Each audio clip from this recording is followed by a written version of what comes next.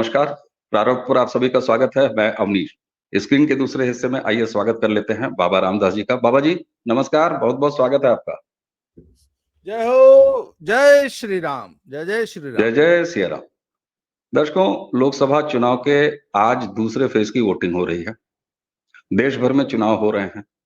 पंजाब का चुनाव कुछ बदलता हुआ दिखाई दे रहा है लगातार जब से चुनाव की घोषणा हुई। क्या बदल रहा है पंजाब में? किस तरफ बदलाव हो रहा है? कैसा बदलाव हो रहा है? इस बारे में जो कुछ ताजा, क्योंकि बहुत तेजी से पंजाब में परिवर्तन हो रहे हैं समीकरणों में। क्या बदल रहा है पंजाब की जमीन पर? बाबा रामदास जी पंजाब में प्रवास करते हैं। पंजाब की राजनीति, वहाँ के कल्चर, वहाँ के ताने-बाने सामाजिक हो, चाहे जातीय हो, चाहे राजनीतिक हो, सबके बारे में अद्भुत जमीनी इनपुट्स इनके पास होते हैं। बाबा जी, क्या वाक़ई पंजाब में बहुत तेजी से समीकरण बदल रहे हैं और बदल रहे हैं तो किस तरह के समीकरण बदल रहे हैं? सामाजिक और राजनीतिक, मैं दोनों जानना चाहूँगा। पहला समीकरण तो ये बदल गया कि पंजाब में आज तक दो ध्रुवीय राजनीति होती आई है, कांग्रेस और अकाली दल, शिरोमणि अकाली दल जिसे कहा जाता था। बीजेपी अकाली दल की जूनियर, छोटे भाई की भूमिका में लंबे समय तक चली आई और उसको लोकसभा में मात्र 3 सीटें और विधानसभा में मात्र 23 सीटों पर समेट दिया जाता था। भाजपा की मजबूरी थी, तो दो ध्रुवीय राजनीति थी। इस बार फिर जब पिछले 10 सालों में आम आदमी पार्टी का उदय हो गया, तो आम आदमी पार्टी ने भी इन्हीं तीनों पार्टियों से तो अपना अपना हिस्सा बटोरा और 92 सीट ले गई, 40% वोट ले गई। तो आखिर कहां से आया वो वोट? इस बार सर भाजपा ने निर्णय ये ले लिया कि अकेली चुनाव लड़ेगी, तो सीधे सीधे 4 ध्रुवीय राजनीति हो गई। पांचवां ध्रुव एक क्रिएट कर दिया बसपा ने, ताल ठोक के कि हम हर सीट पे, क्योंकि पहले वो भी अकाली दल के साथ पैक्ट कर लिया करते थे। पिछली बार एक चुनाव उन्होंने अकाली दल से मिलकर लड़ा ना, इस बार वो भी अलग लड़ रहे हैं और हर सीट पे लड़ रहे हैं, बहुत कायदे से लड़ रहे हैं।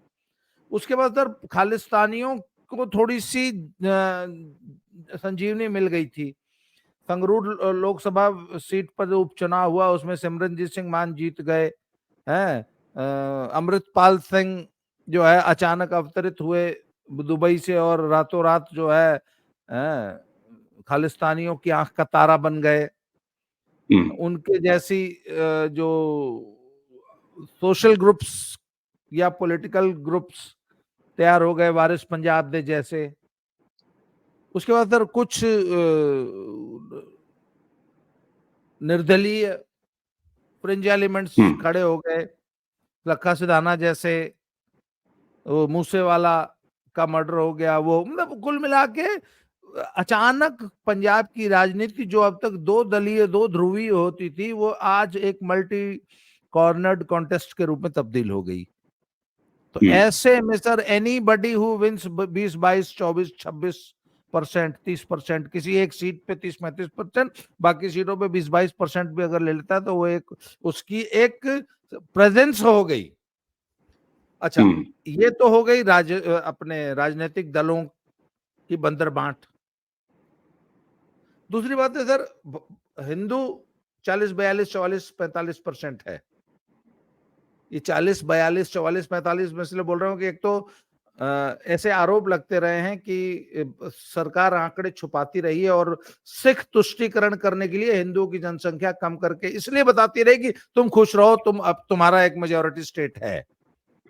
जबकि असलियत में लोग बताते हैं कि ये मेजॉरिटी कब की खत्म हो चुकी है।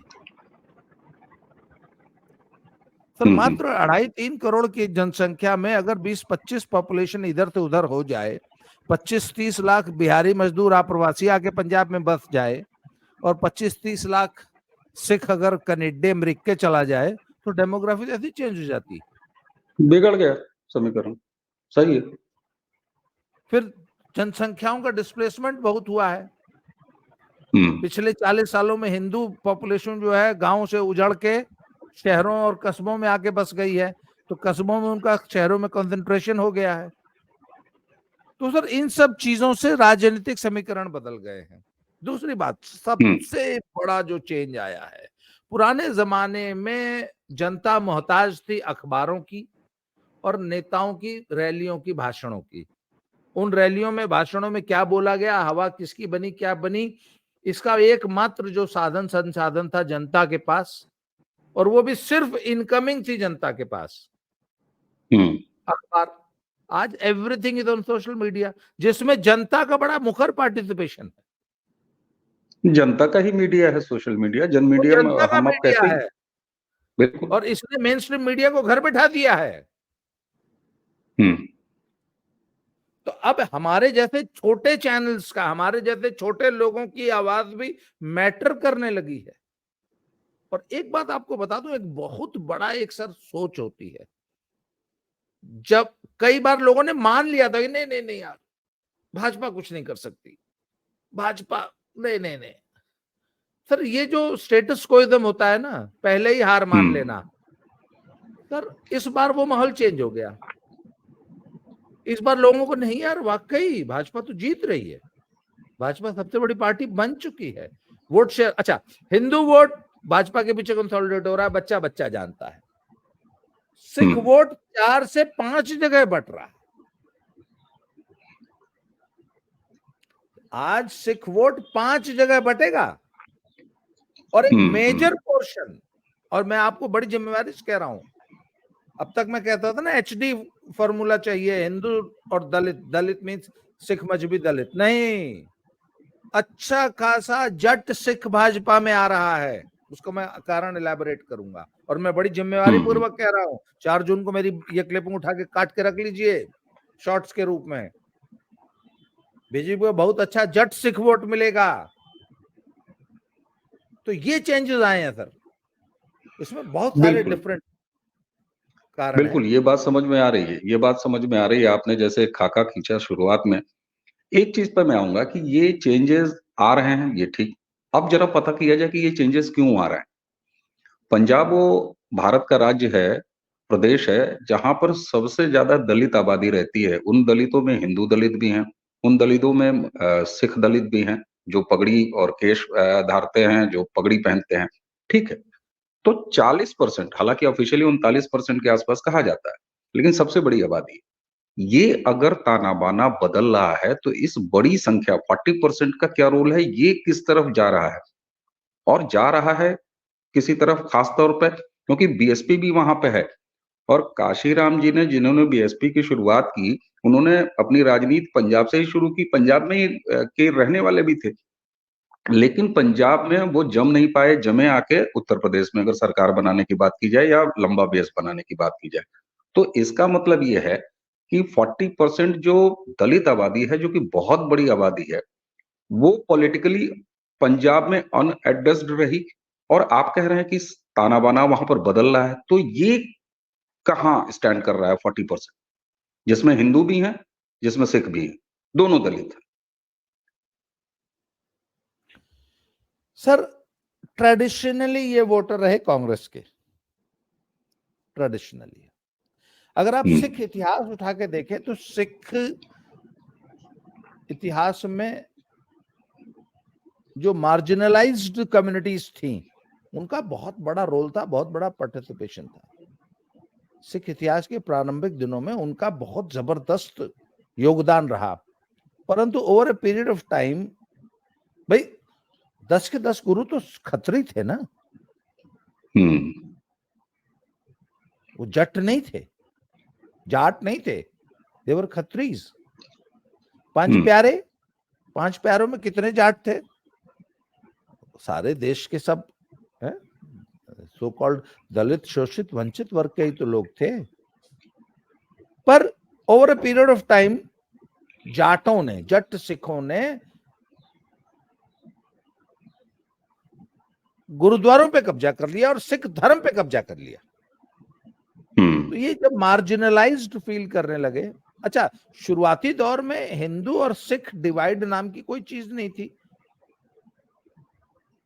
भाई सिखों ने ही तो हिंदू धर्म, हिंदुओं ने ही तो सिख पंथ चलाया। बिल्कुल बिल्कुल। परंतु जब दलितों ने देखा कि हमें जो है बहुत पार्टिसिपेट करने को नहीं मिल रहा है, उन्होंने अपने नए नए नए नए रास्ते पकड़े। पंजाब में जो डेरावाद का जो उदय हुआ है वो इसी का एक traditionally they were voters of Congress. फिर उसके बाद जब बसपा की राजनीति का उदय हुआ तो कांशीराम जी ने शुरुआत बहुत अच्छी की थी, पर बाद में कांशीराम जी के जाने के बाद, अच्छा कांशीराम जी का फोकस चूंकि यूपी में चला गया, अच्छा यूपी पॉलिटिकली ज्यादा सिग्निफिकेंट स्टेट था, कांशीराम जी ने ये शुरुआती दौर में रियलाइज कर लिया कि पंजाब माने यूपी के 4 जिले है भी, बिल्कुल। तो यूपी में उनको राजनीति करने में ज्यादा समझ में आया। 80 सांसद हैं। चलिए, उनकी राजनीति के समय 80 नहीं थे, लेकिन बहुत बड़े संख्या थी। हाँ,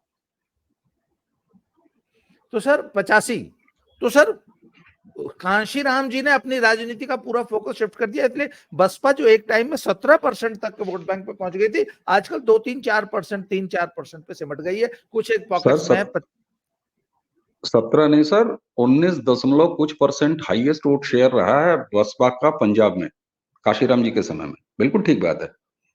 पर फिर बहन जी उसको संभाल नहीं पाई, क्योंकि बहन जी ने लोकल पंजाब की लीड, वो जो ना वो जो हमारी भारतीय राजनीति की जो सबसे बड़ी विडंबना है कि जेब की पार्टी पब्लिक लिमिटेड पार्टी बना लेते हैं लोग, तो बहन जी ने जो है इसी तरह पंजाब का पूरा जो है अपनी पार्टी को खत्म कर लिया एक तरह से, क्योंकि लोकल लीडरशिप उभरने थी।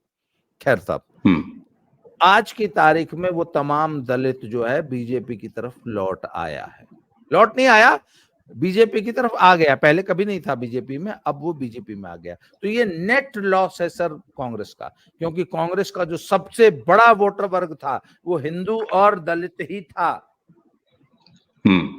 आतंकवाद के दौर में हिंदुओं की एक ये आम धारणा थी कि हमारी रक्षा इन खालिस्तानी इस अत्याचार से जो हिंदुओं पे हुआ इतने साल, इससे हमारी रक्षा सिर्फ एक पार्टी कर सकती है जिसका नाम कांग्रेस है। कुछ हद तक ये सही भी था, हालांकि वो अलग बात है कि वो पैदा भी खुद कांग्रेस ने ही किया था ना। खैर सर, वो पिछले 40 साल पे कांग्रेस इसका मजा ली है कि हिंदू उसको अपना लीडर मान। अच्छा, दूसरा एक समस्या था कि हिंदू अगर बीजेपी में आता भी, परंतु वो तो अकालियों की छोटा भाई बन के बैठी थी, जब हिंदू वोट देने जाता था तो उसको वो तकड़ी चुनाव निशान जो तराजू वाला दिखता था, उसको कमल का फूल दिखता नहीं था। तो बोला यार बीजेपी को वोट देने का मतलब है अकालियों को, जिनसे वो त्रस्त थे। पहली बार बीजेपी ने यह समझदारी की कि अकालियों से गठबंधन तोड़ दिया, अब हर सीट पे कमल का फूल दिखेगा। जी आप कह रहे हैं कुछ? बिल्कुल। अच्छा, आपने एक चीज कहा कि ट्रेडिशनली जो दलित है पंजाब का वो कांग्रेस का वोटर रहा है, ठीक है ना। 2014 के बाद मोदी जी को जो सफलता मिली है और कांग्रेस का जो इस तरीके से गिरावट हुई है कांग्रेस में, पूरे पैन इंडिया परसेप्शन ही नहीं, रिजल्ट जमीन पर ये बताते हैं कि कांग्रेस का जो परंपरागत दलित वोट रहा, वो चाहे यूपी में ले लीजिए तो बसपा ले गई। बसपा से भी सरक के जब 14 में मोदी आए, मोदी की राजनीति आई, तो इस समय भारतीय जनता पार्टी के पास एक मेजर चंक उसका जा चुका है, ठीक है ना। तो ये पूरे भारत में ऑलरेडी पिछले 2 चुनावों से हो चुका है, 14 में, 2019 में, और बढ़त हुई उसमें। क्योंकि आप देखें ना, बसपा जैसी पार्टियां नीचे गई और बाकी बिहार में भी आप देख लीजिए हर जगह। तो क्या पंजाब में ये मामला 10 साल बाद शुरू हुआ है? क्योंकि अगर कोई ये कहे हमारी आपकी बातचीत सुन के कि नहीं नहीं नहीं नहीं साहब ये ऐसा है नहीं, अरे भाई साहब, पंजाब को छोड़ दो तो पूरे भारत में तो ऑलरेडी 2014 से हो रहा है, धनाधन हो रहा है, लगातार हो रहा है। और एक चीज और, लाभार्थी वर्ग इसी में से सबसे ज्यादा निकल के आता है, उसको आप छीन नहीं सकते। भाई वो शोषित है, वंचित है, गरीब है, बट नेचुरल है। तो उसके पास क्या पंजाब इस ट्रेन में सवार होने में 10 साल लेट है? और 10 साल क्यों लग गया उसको? क्योंकि योजनाएं तो सब जगह पहुंच रही हैं। सर पंजाब में जो रिलीजियस फैक्टर्स रहे राजनीति के, उसने पंजाब की जनता को बड़ा कंफ्यूज करके रखा। हिंदू और जो दलित आबादी थी उनके सामने सबसे बड़ा मुद्दा एक तो पहला था सर्वाइवल का, कि हमें खालिस्तानी आतंकवाद से कौन बचाएगा।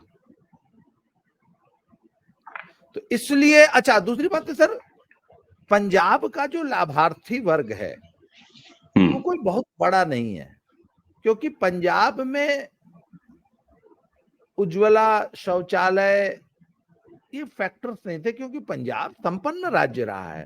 सर पंजाब का जो बीपीएल फैमिली है ना, मैंने खुद अपनी आंख से देखी है। एक हमारे यहाँ एक पति पत्नी काम करते थे, वो उनके पास बीपीएल कार्ड था, पर उस आज से मैं करीब 10 साल पुरानी बात बता रहा हूँ।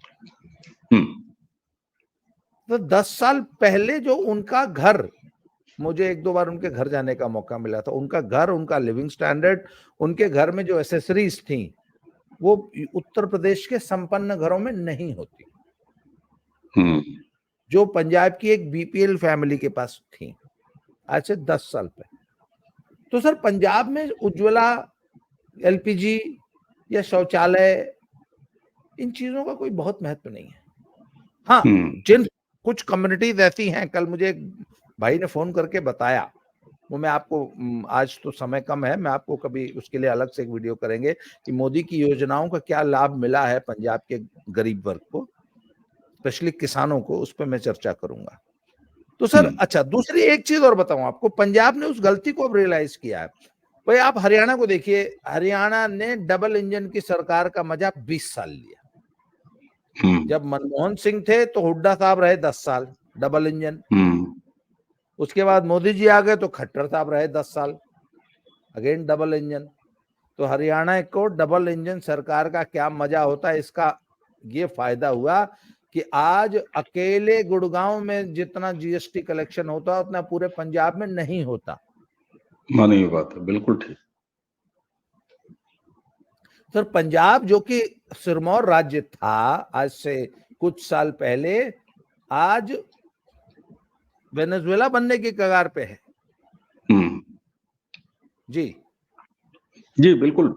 अच्छा, आपने कहा कि सरकारी योजनाओं का कोई बहुत बड़ा फैक्टर 10 साल नहीं रहा, कि क्यों 10 साल बाद ये परिवर्तन वहां पे आ रहा है। सामाजिक परिवर्तन, अछूत वाला, फिर जट सिक्की, जो एक तरह से वो सवर्ण वाली ठसक है, एक रेसिज्म कह लीजिए या दबंगई कह लीजिए, तो एक ये सामाजिक कारण हुआ, साथ में मजहबी क्या कारण हो सकते हैं, धार्मिक कारण, क्योंकि गुरुद्वारे तक अलग हैं, बस्तियां तो अलग ही हैं, गुरुद्वारे तक अलग हैं। और तो ये जो एक शोषक समाज के सामने एक सामाजिक क्रांति, तो क्या ये मान लिया जाए कि पंजाब में भारतीय जनता पार्टी हिंदुओं के बेस वोट के साथ शोषितों, वंचितों, पीड़ितों, इनकी आवाज बन रही है, इनका प्लेटफॉर्म बन रहा है? सर कांग्रेस कमजोर हुई, उसका स्वाभाविक लाभ भाजपा को मिलना ही था, और कांग्रेस कमजोर ही इसलिए हुई क्योंकि कांग्रेस का जो कोर वोट था वो भाजपा में शिफ्ट हो गया, उसको भाजपा ने गति दे दी अकालियों से अलग होकर। अब आज की तारीख में कांग्रेस का कोर हिंदू वोट, कोर दलित वोट एन मास शिफ्ट हो रहा है, प्लस खालिस्तानियों की गुंडागर्दी, किसान आंदोलन की आड़ में जो अराजकता और भयानक लॉ एंड ऑर्डर सिचुएशन की वजह से, और भाजपा द्वारा खींची गई लंबी लकीर। भाई आज भाजपा शासित प्रदेश सुशासन का प्रतीक माने जाते हैं। आज भाजपा के मुख्यमंत्री पूरे दुनिया के लिए आदर्श हैं कि अगर गवर्नेंस सीखनी है तो योगी आदित्यनाथ से सीखो, लॉ एंड ऑर्डर कैसे कंट्रोल किया जाता है ये सीखना है तो योगी आदित्यनाथ। सर वो भाजपा ने कुछ नहीं किया, योगी आदित्यनाथ के रूप में एक बड़ी लकीर खींच दी। पंजाबियों को अचानक अपनी लकीर छोटी लगने लगी कि हमने क्या क्लाउन्स बिठा रखे हैं यार, हमने विदूषक, कॉमेडियंस के हाथ में अपना प्रदेश सौंप रखा है। अब हमने पीनट्स के लिए, मतलब 300 यूनिट फ्री बिजली के लिए अपने आप को दुनिया भर में मजाक बना के रख दिया। तो सर भाजपा ने कुछ नहीं किया, भाजपा ने मोदी और योगी ग्रुप में एक बड़ी लकीर खींच दी। जी, ये बात समझ में आती है। इसका मतलब ये मान लिया जाए, लॉ एंड ऑर्डर, साथ में सबका साथ सबका विकास, और उसमें कहते हैं ना कि और ज्यादा एडिशन कि जो सामाजिक भेदभाव, इतनी बड़ी दलित आबादी होने के बाद वो जो पंजाब में ये रवायत कायम रही, तो उसके खिलाफ ये पूरी एक गोलबंदी हो रही है जो भाजपा की तरफ जा रही है। जी, एक बात बताऊं आपको, 4 जून को मेरे इस वीडियो को याद रखिएगा, सिर्फ हिंदू और दलित नहीं, अच्छी खासी सिख आबादी भाजपा को वोट देगी। क्यों? Law and order. नहीं नहीं, not law and order sir, not law and order. Amritpal Singh के गुंडे मॉडल टाउन गुरुद्वारे में घुस जाते हैं और वहां के हॉल में बुजुर्ग लोगों के लिए रखे गए बेंच, सोफे, कुर्सियां बाहर निकालकर उनको आग लगा देते हैं। सर ये बात सिखों को बहुत बुरी लगी, ये बात सिखों को बहुत बुरी लगी। जब आप एक निरीह मासूम बच्चे को बेअदबी के नाम पे कपूरथला में 10,000 लोगों की एक उन्मादी भीड़ घेर लेती है और एसपी साहब खड़े हो जाते हैं कि तुमको मेरी लाश पे चढ़ के इस बच्चे तक जाना होगा, तो एसपी साहब को हटा के एसपी साहब की आंखों के सामने उस बच्चे को कत्ल कर दिया जाता है। सर पूरा पंजाब उस दिन खून के आंसू रोया था, चाहे वो हिंदू हो चाहे सिख हो। एक मानसिक रूप से विक्षिप्त लड़का हरमंदिर साहब में पूरी दुनिया के टीवी कैमरास के सामने जो है जो सैंक्टोरम है हमारा, वहां जहां ग्रंथ साहब विराजमान थे, वहां कूद गया, उसको पकड़ लिया गया। और उसके बाद उसका क्या हुआ इसकी पंजाब में आज तक किसी ने चर्चा तक नहीं की। ठीक है। सर तो मैंने उस पर एक सवाल उठाया, मैंने कहा वहां तो ग्रंथ साहब, गुरु ग्रंथ साहब जी विराजमान थे ना, कल्पना कीजिए कि वहां साक्षात गुरु नानक देव जी बैठे होते, कैसे होने देते ये? नहीं तो वो क्या करते? अगर एक युवक कूद के उनके पास आ जाता तो जब सेवादार उसको पकड़ने के लिए दौड़ते तो गुरुजी क्या करते? गुरुजी कहते हैं रुको, क्या हुआ बेटा, क्यों इतना परेशान, क्या कष्ट तुझे? अच्छा ऐ पानी पिलाओ, तूने कुछ खाया? अपने सामने जो फल रखे थे एक आध फल उसको उठा के देते। आप बताइए ऐसा होता कि नहीं होता? क्या गुरुजी के सामने उस युवक की हत्या होती? आप बताइए मुझे। कतई नहीं सर। और मुझे तो मैं तो ये कल्पना, सवाल सुनिए, पूरे पंजाब में ये सवाल सिर्फ मैं पूछता हूं, परंतु अंदर अंदर तो हर आदमी पूछता है, हर सिख पूछता है कि हमारे धर्म को तुमने क्या बना दिया। सर गुरु नानक देव जी और 10 गुरु हमारे प्यार, प्रेम, वात्सल्य, ममता की प्रतिमूर्ति हैं। बिल्कुल। चेहरे कभी ध्यान से देखिएगा, उनके अनुयायियों ने अपने हमारे धर्म को क्या बना दिया सर? क्या हम इतने वायलेंट लोग हैं? सर ये सवाल सब लोग पूछते नहीं है, यहाँ सोचते सब हैं। बिल्कुल सोचते हैं सर। और मैं तो, आपने जिस भावपूर्ण तरीके से ये सारी बात बताई, मुझे तो लगता है गुरुजी रहते तो वही बच्चा आगे चल के वही सेवादार के रूप में पाया जाता। बिल्कुल सेवादार हो जाता। अच्छा एक चीज सर, अब दर्शकों पूरी जो ये बातचीत है, इस बातचीत के बाद मुझे जो फीलिंग आ रही है, पहली चीज तो ये कि जितने भी अलगाववादी सो कॉल्ड खालिस्तानी एलिमेंट हैं, ये जितना बोलते हुए दिखाई देते हैं जिस मात्रा में, ये उतने ही हैं बस। इसके अलावा इनका कोई समर्थन जमीन पर कहीं नहीं है, पहली चीज तो ये।